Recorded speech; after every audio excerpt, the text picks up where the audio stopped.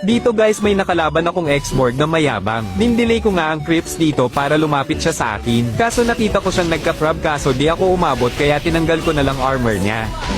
Nang bigla siyang nag-ingay dito. Kalma lang Joe, masyado kang mainit eh. Talaga, Charmin, pak. Tapos binibit ko lang siya dito at napa-flicker pa ang yawa. Ay laglag ako, report show cheater. Talaga? Hindi sana pinabillboard mo. Dito hindi pa siya umuwi, kaya papakitaan ko sana siya ng freestyle kaso hindi umabot yawa. Buti na lang at wala pa siyang ulti hahaha. Lakas mo magkape Joe, pasikat kamaya ka lang. Ang lakas oh. Oh my God.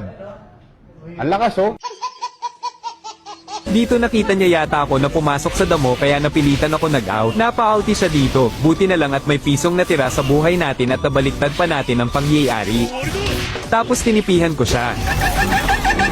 Tipi-tipi nakachombo lang, titilaw iyak later. Dito nagde-clear siya kaya balak ko lang sana tanggalin ang armor niya kaso masakit na pala ako kaya tutuluyan ko na sana siya kahit may tore kaso may flicker pa pala ang yawa. Ano yun puro abang, di mo ba ko kaya ng harapan?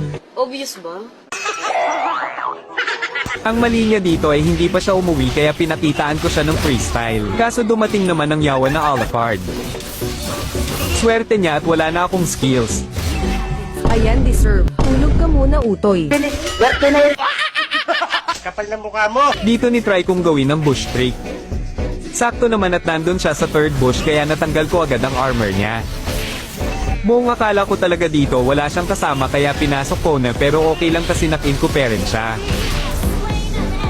Yabang talaga humanda ka sa akin mamaya, kahit magsama-sama pa kayo, hindi niyo ko matatalo. Yabang nito. At dahil pinatay tayo ni Selena kaya hinanap ko siya dito. Tapos tinulungan ko na siya umuwi. Tapos nakasalubong ko pa si Alucard kaya sinipa ko na rin papuntang tore. Papalagpasan na siya pero mag-Facebook ka muna brother. Since nagsosolo na naman si X-Borg dito kaya pinagtulungan na namin.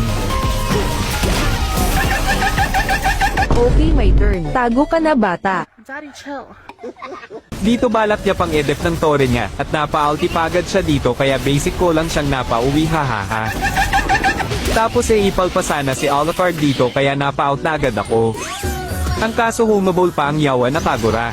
Nga pala baka bago ka lang sa ating page at gusto mo ng mga ganitong videos ay i-like at follow muna ang ating page. Namimigay nga pala tayo ng Starlight at Epic Skins sa masisipag nating mga supporters. Panoorin nyo kung paano kami nahirapan sa larong ito.